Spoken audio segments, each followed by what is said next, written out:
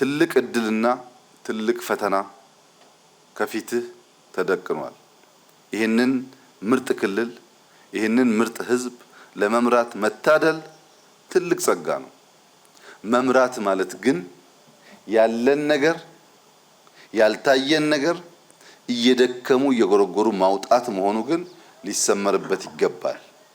ጨበራ የተሰራበት፣ አላላ ኬላ የተሰራበት፣ የኮይሻ ግድብ እየተሰራ ያለበት፣ አሁን ደምቢሎጅ ኤርፖርት እየተሰራ ያለበት ክልል ተነቃቅቶ ተጨማሪ ስራዎች የማይሰራ ከሆነ በዚህ ደረጃ የሚሰራበት ክልል እናንተ እዚህ ሆናችሁ እንደምታስቡት ሳይሆን የለም።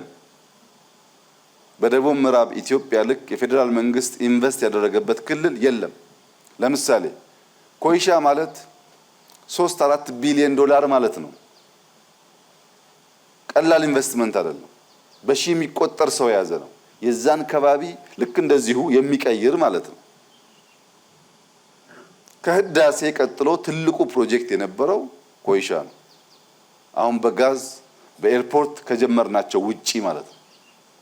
እነዚህ ጉዳዮች የኛን ልጆች ስራ አስተምረው መጠነኛ ለስራ መነሻ የሚሆን ገንዘብ አስገኝተው ተባብረን አካባቢን ለመቀየር ካልተገለገልንበት ዋጋ የለውም።